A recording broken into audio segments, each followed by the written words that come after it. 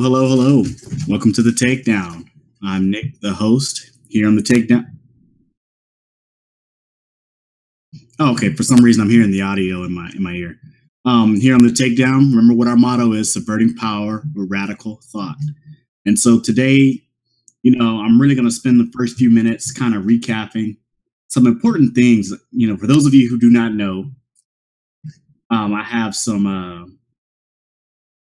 I had an interview with Jamal Baraka last week, and we talked about some important things. But something that stuck out to me that really I think was really heavy was that if you're going to commit yourself to radical change or revolutionary ideas or revolutionary thought, revolutionary practice, or creating some sort of political revolution or otherwise, you have to first begin to study and educate yourself about the history and the context of the situation you find yourself in, as well as the theory and philosophy behind radical ideas, radical change, imagining a new form beyond what currently exists. These things are things that we on the left have to take very, very seriously. And I don't mean it in an esoteric kind of way. This is not like where you can get together and you want to talk about, well, Marx said the falling rate of profit X, Y, and Z, and so said, yada, yada, yada. This is not like an esoteric thing. This is really for practical applications. And I think, he said it best when he said, without revolutionary theory, there is no revolution. So when you're trying to bring about something that's revolutionary, something that's different from what you currently exist in, you have to study this stuff. And I'm not saying you have to write a dissertation, I'm not saying you have to have a PhD in it, yada, but just understanding basic concepts, the basic philosophy behind change, how it works, behind things like whatever your issue or things that you're trying to promote, whatever you're behind, you have to really try to understand the basics of it so you can't be fooled. And I think in America, particularly in America, we're kind of force-fed a sort of individualism, and that's kind of standing in the way of really envisioning how we can achieve something, because we all think, we can't do this, we can't do that, and once you got on that plane where you're not thinking about how to get to where you're going, you're only concerned about, well, I don't know exactly how it is that I get there right now. I don't have like a detailed roadmap that I feel is going to work. You're kind of stuck in like a paralysis. So the first thing I would recommend everybody do, well, actually the second thing, first thing I want to tell everybody to do is make sure you follow the Takedown. We have a Facebook page. I post the videos there for people to see there, and I will be trying to have more discussions as the group gets larger. I would like you to take the chance to subscribe to our YouTube channel. We want to start building a following there, and basically growing the reach and bringing this conversation to more people. So be sure to subscribe to those things. Tell your friends about our videos, especially people that are just coming into being radicalized. Like, I think what we do here, is not as esoteric, it's not as detailed as a lot of the other shows where people get lost. It's really about laying the groundwork for being able to be open to those things and kind of guiding us through, kind of like a radicalization, but it's like slow. I'm not going to just go from 0 to 60 really, really fast here. So I want to encourage you guys to share these videos, to share these thoughts, to kind of, promote the channel and grow the community that we speak from. Now, I just talked about, we just had an interview with Jamal Baraka last week. I would encourage you guys to go back and take a listen to that conversation. It was a very enlightening conversation. Like we basically covered, a broad swath. We didn't go far into detail on any particular subject. But we basically did a broad brush, like, hey, this is where we are. And, these are some of the problems that we see. And then, we kind of start to, get off into detail on a few things here and there. But I think we covered a lot of ground in that hour and 18 or hour and 10 minutes that we spoke. And so I would encourage everybody to go and take a look at that. I know, it just happened, so it should be up in the channel. Also, don't forget to follow me on Twitter. I forgot to mention that I also have a Twitter account at the Takedown Nick. I post commentary there. I post links from people that I follow there. just basically just keep in touch. Just grow the community. Let's expand our reach, and then retweet my stuff. Send it out to your people so we can see what, so we can actually basically expand the conversation and get those ideas out there. Because a lot of times they just don't have the reach. And I know my audience is small, but maybe whoever can reach somebody else, and so on, and like a little network, and we can kind of expand it that way. So do help out people. Now, before we talk to General Baraka, and even when we talked to him, I spoke about the federal jobs guarantee versus the UBI, and I'm gonna start with that again today. So everybody keeps on talking about how, every time I talk to people about this, they're like, well, automation is coming, and it's going to be inevitable that X, Y, and Z is going to happen. We're just going to have the UBI at some point. It's like, well, where does this come from? What a federal job guarantee, meaning everybody's guaranteed a job as a human right at a living wage, commensurate of your experience and all of that. That means that there is no need for a UBI. Everybody who's able to work is able to work, is given a job as a human right. That fundamentally transforms the relationship between labor and the private sector in general.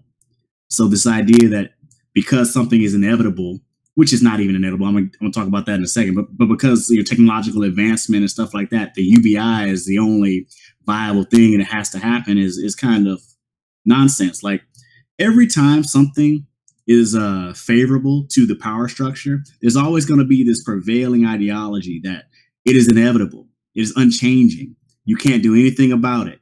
And that just flies in the face of history. That flies in the face of historical context of the condition we find ourselves in today, right? So if it were up to those people saying that, this is as far as we can go, this is as good as it's going to go, where we exist is like an inevitable, progression. We've arrived at some inevitable place, and we're not going further anywhere else. Like, history is just going to stop. And I'm going to say, first off, history doesn't stop until we're all the human race would have to cease to exist for us to say that this is as far as we've come and this is as good as it's going to get. There is always room for improvement, and there's always the potential for mankind, humankind, for modern civilization, for all of us to do better every day, no matter what year it is. We can be, living in Star Trek, where everybody's made equal and all these weird things and all that. But again, the Federation makes mistakes, and there's always room for improvement. Like, that may seem like an ideal utopia to us, but they traded one set of problems for another, and that's what life is about. That's the nature of things. You trade one problem for another, but that doesn't mean that you should stay where you are for fear of future problems. That means you progress forward, because that's what living is. You move forward. So I just want to kind of say that, right now we have a lot of TED Talks. We have, neoliberals and, people that consider themselves liberal or whatever. They're out there kind of pushing the UBI as some sort of solution. And I would say that to be wary of that. Whenever there's, a lot of mass culture, like kind of latching on to something, and trying to state it as fact without really proving it out. And that's what they're doing. They're just stating it as fact. They're just saying, oh, it's inevitable that this will happen. Oh, if you do X, Y, and Z, this is going to happen no matter what. There's no process by which things can be changed. There's no, shifting sand in there where a different outcome can be possible. In fact, they just say like it's already a foregone conclusion. And I think that when you see the power structure doing that, when you see that on mainstream media, and we know when I say mainstream media, I'm talking about NBC, CBS, pop culture, like that stuff is controlled by interests. And these interests have an interest in propagating beliefs and ideology. So when we see these things there, we already know where that's coming from. We know that that's probably not for us. And I'm gonna say that this should be the warning sign that perhaps the power structure, or perhaps the powerful interests, or the people at the top, or the pseudo liberals, or the neoliberals, perhaps they know something about the UBI that you don't know. Just like they knew something about capitalism when people were trying to overthrow feudalism. They knew something about capitalism that you don't know. They said, equality, fraternity, and brotherhood, but somehow it just never really made it there. And things kind of stayed, resembling the way it was before. And so again, when I talk about study, historical context, we need to be able to discern the difference between a facelift and then structural change.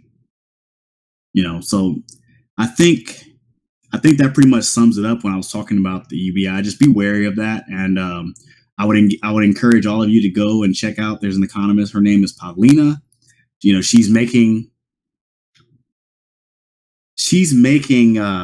some very, very important arguments that I think should be listened to. And I hadn't heard her before I made my defense of a federal jobs guarantee over a UBI and implementation. But I believe if you heard my short interview with Sandy Darity, we were kind of speaking on the same wavelength there, talking about why it would be better to have an enhanced public sector producing public goods and public works, as opposed to merely handing out income to individuals.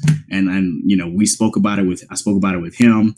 Then, of course, I had the debate with Salam. We spoke about it again. And then, of course, I brought it up again with Ajamu. And he basically flat out said, the idea of a universal job or a universal job guarantee, and not just like some kind of subsistence wage, but a living wage where you can thrive, complete with giving you jobs training. Let's say you're tech number one, after so many years, you become 2 and 3, you can become the supervisor, and so on and so on. Like having an actual career progression through the public sector as a form of a federal jobs guarantee, why that's the more progressive and more transformational option as opposed to the UBI. And I think, it could just be that we share a similar ideology. Could be that we've read similar things, but I think we're on to something. And the left as a whole, is notorious for not being able to catch on to things very quickly. Like we're like, oh yeah, let's get behind this. And then, next thing you know, oh, this is the same thing as it was before. But there was some dissonance over here that said that that's what it would be. And we just didn't listen to them because we just wanted to believe, or we just want to take what was right in front of us. And we have to go beyond that. In fact, I would say for us to really win stuff, we have to actually set the agenda, set the goals, set those things, and push it on them. We can't wait for them to offer us something in line with what we would like. That's actually counterintuitive to how politics works. And that's counterintuitive to what our goals and objectives are and who we're actually working against. We can't actually, basically set our goals up based on what's offered by our political opposition to us. So instead of saying, hey, we're going to choose between Trump's, Healthcare Act, AHCA, excuse me, I forget his acronym, American Healthcare Act, AHCA, yeah, I said it right. Or we're going to choose between Barack Obama's ACA, we need to set the agenda and say, no. We don't accept either of those choices. We're pushing for either a nationalization of the healthcare system, meaning everything just becomes the VA, except now it's under public control and we can make it better, or we can do a single payer-like system. We set the agenda, not trying to pick between what they offer us. And I think that seems to be a problem. And I had an interview with Les Leopold about this. That's where the radicalism comes from. That's where the militancy comes from, where you know what your power is and you set the agenda rather than letting them give you something or derail you with something that you think is good. And then it ends up being total bullshit. So that's all I'm going to say about that one. I'm going to move on to technology and science. And I've been meaning to speak about this since the scientists had their march. I don't know if that was a month ago or 2 months ago. Scientists had a march saying, Donald Trump was against science and all of this. And, he's not funding research and he's setting civilization back and, he's putting us all in peril. Look, the last thing we need to do is make it seem like the sky is falling. Whether or not Donald Trump increases or decreases funding, for science in general does not necessarily mean the sky is falling. However, that doesn't mean that it doesn't set us back in some form. It does. But you know what else sets us back? Copyrights, monopolistic control of markets by companies. That sets technological advancement back by decades. But nobody's saying we need to get rid of those things. Nobody's saying that the end of civilization is being put in peril by those things. Technology is a mixed bag. It doesn't always offer benefits to all of mankind. And then the benefits that it does offer, it doesn't offer them to all men or all people equally. Technology is a tool, much like a hammer. I can use it to bash somebody's head in, or I can use it to build a house. It's just all in who's using it and for what purpose. The same technology that gave us the transistor and gave us modern computing and digital electronics, analog electronics, right? And then the smaller transistor gave us digital electronics. That same technology gave us nuclear weapons, guidance missiles. This is something we have to really grapple with. All technology is not necessarily good for humanity, just like all technology is not necessarily bad for humanity. So what we want to get out of is just saying, well, technology is good in general, or robots are good in general, automation is good in general, or these things are inevitable. We don't get to direct that. Actually, you can direct that. Much of technological innovation is directed mostly by the state, because the state basically provides a lot of money for funding for research. And then once that basic research reaches a point where they actually get something, it's given off or sold off, at a cheap price to the private industry, where private industry basically carries out the rest of basically carries it the last leg of the way to actually make it profitable. And once they make it profitable, that's when they get to make all the profits. But of course, the technological advancement that was caused by like people investing in it, like the public sector investing in the basic research to get it to the point where it could be something, that's all borne by the public. So those are privatized risks. But public risk, privatized profit. Like the public doesn't necessarily get the full benefit of that. So if you're trying to get to a point where, like I was saying, where technology can be shared, or technological advancement can actually be to the benefit of people, we would have to start maybe adjusting how we direct technological advancement in general, and maybe get away from a system of public funding. And then once it becomes profitable, give it off to the private sector for basically pennies on the dollar. Perhaps that should be something we should look at. Perhaps having the private sector have a lot of control over technology and how it's directed is not necessarily a good thing. Now, that's not saying that you have to go all one way or the other, but perhaps we should start, addressing specifically the areas where we can really do a lot of good, like medicine or something like that. There's an enormous amount of waste in medicine, and it's because it's controlled by private hands. And you can say what you want about innovation, but literally, there was a study I think I saw where it said for every drug that came out, it costs like $15 billion. We could just set a $15 billion prize for any drug that's developed, and we could just hand it directly to the businesses rather than doing like a public-private model and, having to transfer funding through this and that and then go through all these different loops. It's just more efficient to just have like a prize pot. But I'm actually going to go into more detail because I'm just kind of winging it off my mind right now because I'm speaking. But I just wanted to point out that it's seriously flawed logic to say that because Trump is not funding, technological innovation, he's setting civilization back. No, he's really not. And now a lot of the scientists out there were saying he's ignoring the science of climate change. Okay, now that's a more valid point. But what I would say is all U.S. presidents since Reagan have ignored the science behind climate change. So he's definitely not out of the ordinary. Did we forget Bush and Barack Obama? You had Bush who denied it just like Trump did, but then you had Barack Obama who acknowledged it, but still put forth no real aggressive policy that's going to actually address the kind of thing, the kind of situation we find ourselves in. The problem is huge. It's an existential threat. But, we keep getting words like, yeah, we understand it's a big problem, but we're going to take some meaningful steps. Meaningful step? What does that mean? You guys, they've been saying that for 38 years. And these meaningful steps never really manifest itself into a mass-based policy that we actually need to be doing. And I hate when people start arguing. And they'll make these arguments like, hey, just because we're not getting all the problems solved or X, Y, and Z doesn't mean we can't take meaningful steps. Look, the meaningful steps, a slow transition, that was what that needed to take place 40 years ago.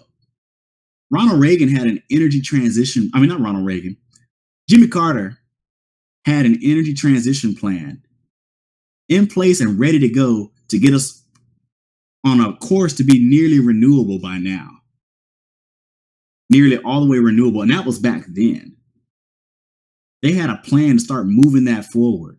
But what happened? Ronald Reagan comes in, destroys it. Bill Clinton comes in. George Bush Sr. comes in, doesn't do anything about it. He doesn't renew that. Bill Clinton comes in, doesn't do that. What does he do? He deregulates the banks. Like this is the kind of politics we find ourselves in. That's the shifting of the Overton window to the right. Like they can't even go back. And just so we're clear, Jimmy Carter was a conservative force in the Democratic Party at the time. So was Truman. These are conservative forces in the party, but it's just continuously going worse and worse and worse. Like if we can't even get a politician to match Jimmy Carter, who was very conservative in the Democratic Party for the 70s when he was around, we've kind of fallen a long way to the right.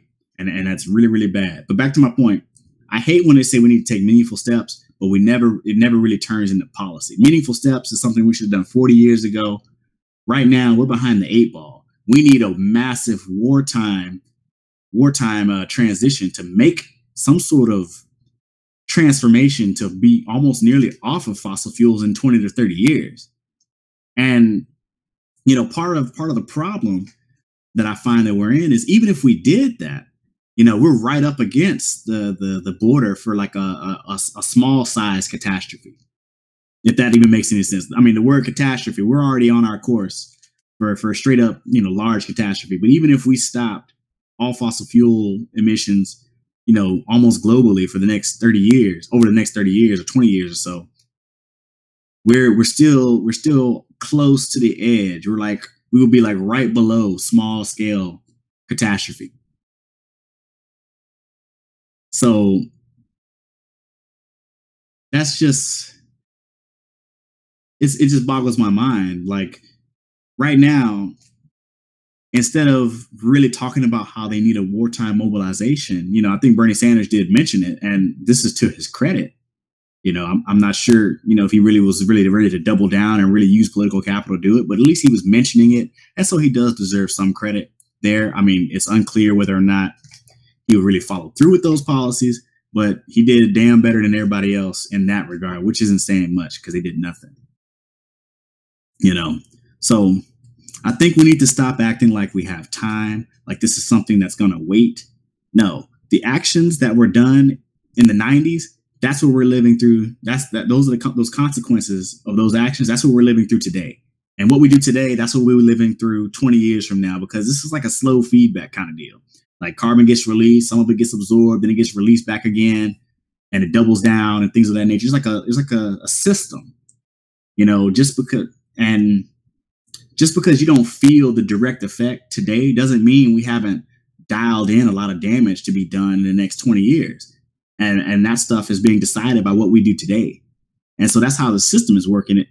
But people have this weird tendency not to be able to understand that what you do today may have effects 20 years from now. It's just like outside of our scale. It's like off the human scale. So we can't recognize what the situation is. And then on top of that, realize, well, I'm living through consequences from 20 years ago. So I need to change today so that 20 years from now, the next generation doesn't live through my bad choices.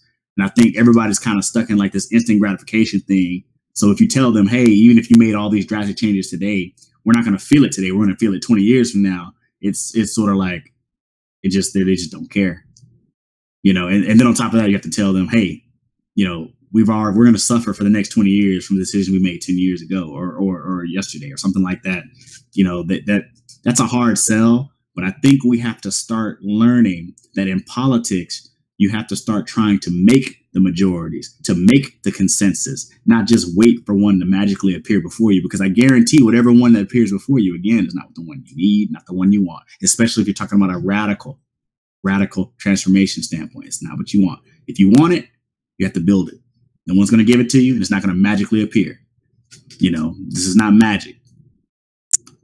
And so the last thing I want to say about the scientists and their marching, and it's something very sad that I have to say this, because I feel like this is bad, that what I'm going to say is going to sound cold, but if you're really complaining or if you're really sad that, Donald Trump is able to cut funding for scientific research and things of that nature, and it's really bad for us, perhaps instead of, let me explain my background here. I know some people that work at NASA. I know some people that do research for the federal government. And when they spoke to me, each of them was trying to say that, hey, they want basically a system where science and research are kind of free from federal funding. I mean, the politics of federal funding for a program. And I was saying that's not a good idea. You don't need to add more things to the public budget that's not open to politics. That's not subject to democratic control. Because who's to say you do that?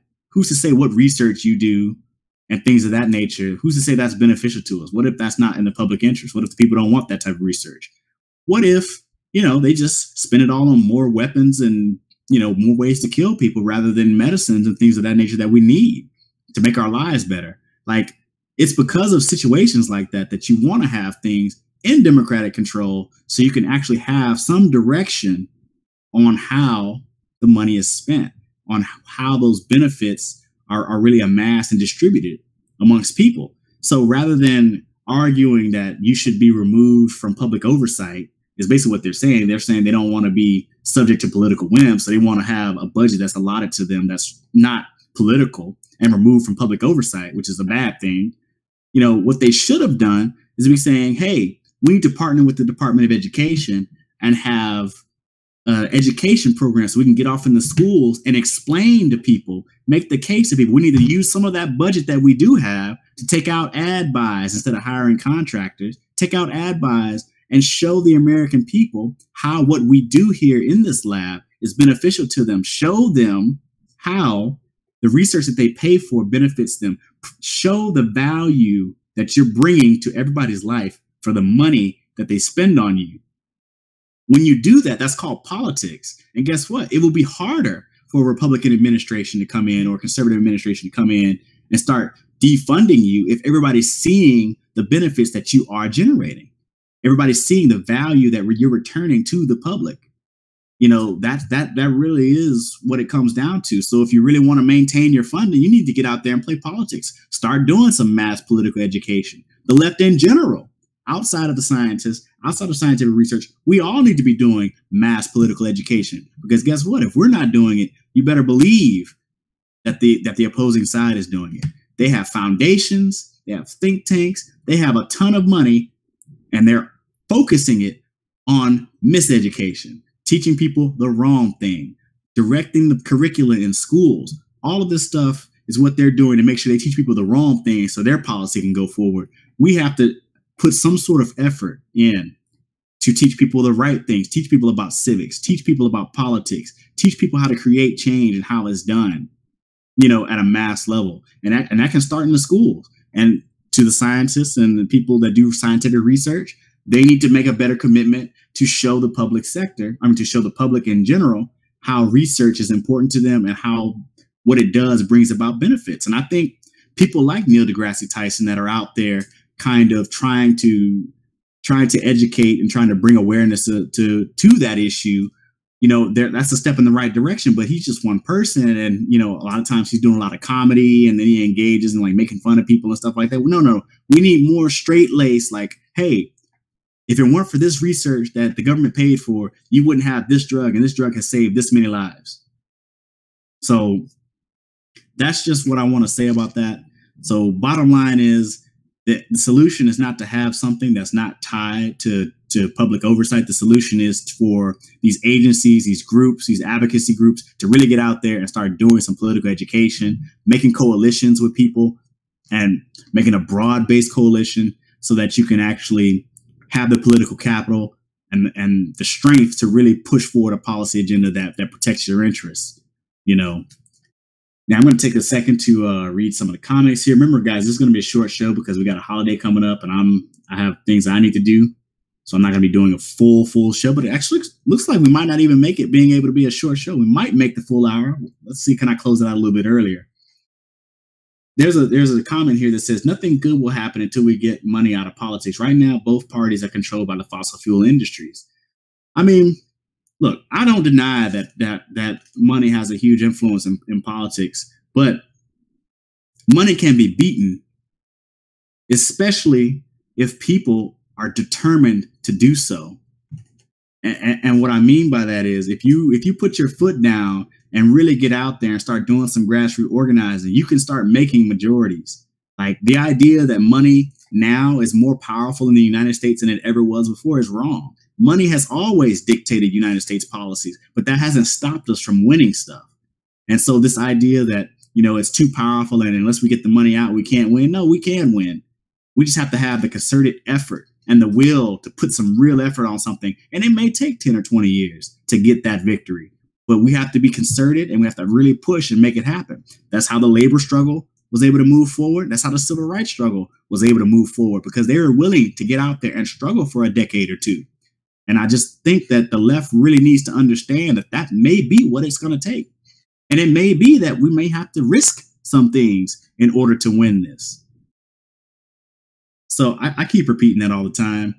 And I have some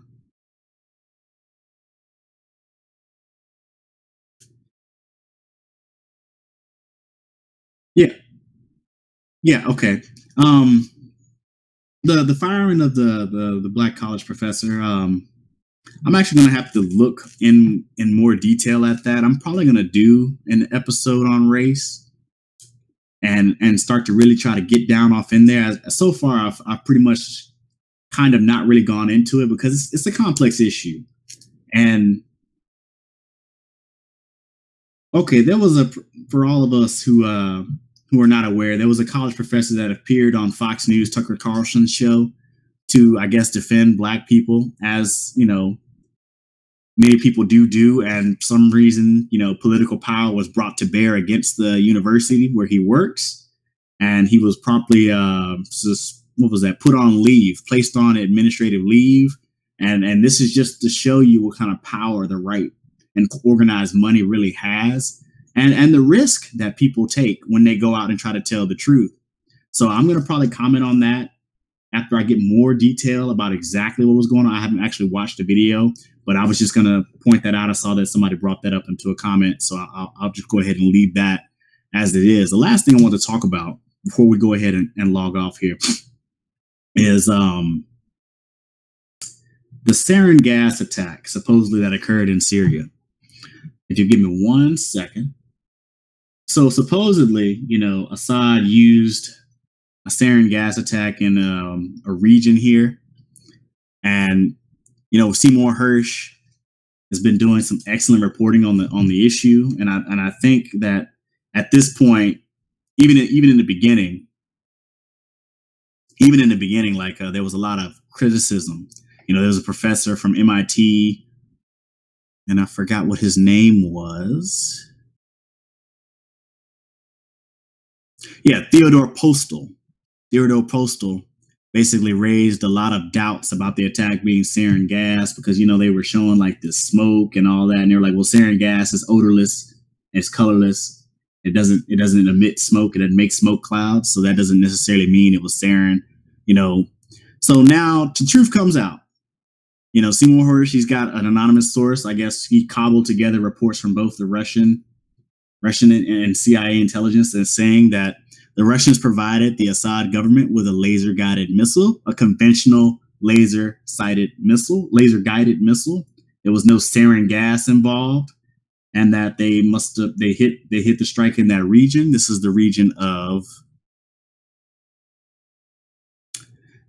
the Syrian town of Khan Sheikhoun, and that basically, some experts were getting together and saying that this was a conventional, not a chemical attack. And, Seymour Hersh was one of the first people on the scene to say, well, Theodore Postal, the MIT professor, was one of the first people on the scene to say, no, this looks like a conventional attack. And then, of course, Seymour went in and did some more research and got some anonymous sources from, some of his contacts in government and foreign policy in general. And I'm just going to read some of this clip. It says, gas attack in Syria may not have been Syrian gas, nor was it a deliberate gas attack perpetrated by the Syrian government. In Hersh's account, Trump was persuaded by social media images of victims who seemed to show signs of a chemical attack. Members of his national security team were not convinced the images were proof of a chemical attack.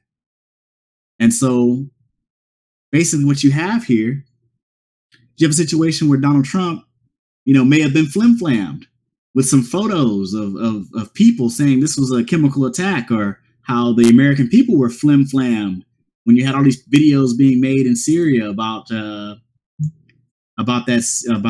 city that was about to be retaken by the Syrian government. Everybody's about to be slaughtered and massacred, and that turned out to be wholly farce. So, again, we're in a situation where bullshit moves a lot faster than the truth. Especially when you have a lot of money behind it, or when it's useful for the power structure to push one narrative over the truth. And so, you can say what you want about Trump being flim-flam. Not a lot of people expect him to know a lot, right? But I'm going to actually hold him to account for this, because if you know the situation that you're in, if you know about how the world is, if you know anything about U.S. history, foreign policy, you should be immensely suspicious of anybody that's in the circle pushing for armed conflict. And so, this is a standard I'm not just applying to Trump. This is a standard I've applied to supposedly progressive presidents as well. Like, if you're sitting in that chair, there's always going to be somebody trying to deceive you into doing something that may not be what you want to do. And so when you have your advisors giving you advice, particularly on foreign relations, particularly on foreign policy, particularly when it comes to, bullets and bombs and death and destruction, you need to be wary. So if he wasn't ready to sit in that chair and to be skeptical of his intelligence, even though they have a history of lying to both the American people and to presidents,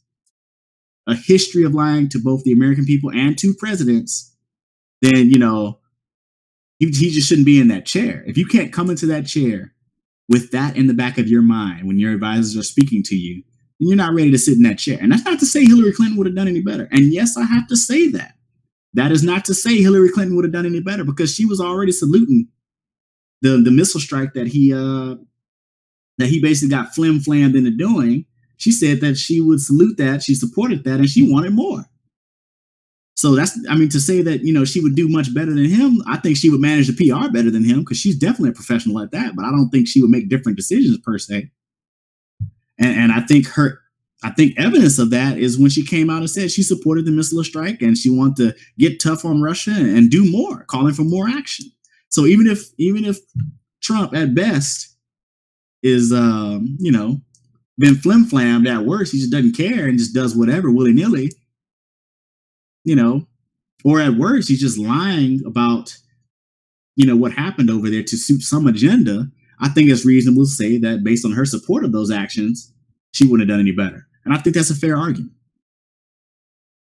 So I just want to kind of put that out there. I'm going to probably put a link to Seymour Hersh's article, or it's really not necessarily an article, it's an interview. And then he has an earlier article where he actually goes through and kind of writes about how the attack being sarin doesn't cut the mustard as far as like holding up under intense investigation. So now, again, I'm going to take some time to remind you guys that we do have a YouTube channel separate from the Benjamin Dixon Show. It's called The Takedown. Please take some time to subscribe, tell your friends about it, spread what we're talking about here. I really want to start growing our community here, and leave comments. I know not everybody who watches the videos leave comments, but if you go back through my older videos and you look at them, like when people make comments, I do take the time to respond, especially because my audience is small. Take advantage of that while we still have it, guys, because I know once we get to like 1,000 people or something like that, and when I get 150 or so comments, I'm not going to be able to respond to each and every last one of them. But so right now, I'm still able to respond to most, if not all, especially ones that ask a question or want clarification on something. So to go ahead, like I said, subscribe, check out our YouTube channel, follow me on Twitter, The Takedown Nick. It's right there at The Takedown Nick. I'm the host of The Takedown, Subverting Power, Radical Thought. I'm just going to start making sure that we take the time every day to remind our viewers that come in and view our channel to go ahead and do that. Subscribe, share our stuff. On Facebook, we have a Facebook group. Like our Facebook group. And I think that's about it on that. And I want to say again, last week we had an amazing interview with Ajamu Baraka. And also, the time before that, I had a debate on the UBI versus the federal jobs guarantee. I think that those are conversations. I think those are conversations we really need to get out there, and I want everybody to view those. Those are really important. So I think that you guys should go back and review those. The last thing I want to say about that is, you're right. Somebody in the comments said Rania Khalek said that the Syria strikers were based off of false info, but most liberal organizations dismissed her. Yes, that is true. I myself, was the target of a lot of hostility when I proposed the counter narrative to the mainstream narrative that the Syrian government was this great bad actor and all of that. I got a lot of pushback from that myself, and people were telling me, oh, I'm from Syria and things of that nature and X, Y, and Z. But here we are, a couple years in, and I feel completely vindicated. Like, ever since this conflict has began, a lot of the stuff that has really unfolded has kind of shown to me that, again, all that stuff was bullshit. We live in a situation where everything's turned upside down. And I'm not saying the Syrian government doesn't have flaws. I'm not saying that it's perfect. I'm not saying it's a total democracy. It's a right-wing reactionary government, and it's quite repressive. When you compare it to first world nations, not in the Middle East, but when you put it in the Middle East, in that region, it's not nowhere near as repressive as like Bahrain or Saudi Arabia. And these are comments that people like Ben Norton have made before. So this is not necessarily a new analysis or anything like that. This is just really just being critical. Like, the government is there and it exists, if you know the history of Syria, mostly because it was born out of state-sponsored repression of the left. Most of that done by the United States I want to say from the 40s all the way up to like the 60s. It was like a time of upheaval in that country, where the left had a government that was elected there, and it was kind of destroyed. U.S. intervention. That's how it works out. When you suppress the left, the right grows more powerful, and we're seeing that here in the United States. So that's all I want to say, guys, today. I'll answer one more question from the comments here. It says, would you support regional third parties and try to create coalitions which take seats from Dems and Republicans? Yes, I would. In fact, that is my ideal scenario. Like, rather than supporting one party only, that's like a national presence, or like, trying to have that one party gather up all the troops and all that. No. What I feel we do need is coalitions. And there's a book that I got from the Left Forum called Refinery Town by Steve Early. I've worked about halfway through it. I want everybody to take a look at this book. This book is very, very important because in Richmond, California, they did just that. I'm going to have them on the show. We're going to talk about it after I finish reading it. But yes, coalition is going to be the way we have to go. And we need to, basically create something that starts taking seats from both the parties to really get that agenda pushed forward. So I'm 100% in agreement with that. I'm about out of time now, so I'm going to go ahead and leave us with a quote. And this one, again, is going to be from Gramsci. He says, man is above all else mind and consciousness. That is, he is a product of history, not nature. And I think what that means is whenever somebody says it's human nature to do X, Y, and Z, it's human nature to do this, and that, that's not true. We are basically products of history, products of our environment. It's a feedback. And if we understand that that's what it is, statements like that have no merit. They're completely baseless. So just think about that, guys. We are a product of history, not of nature. Have a good night.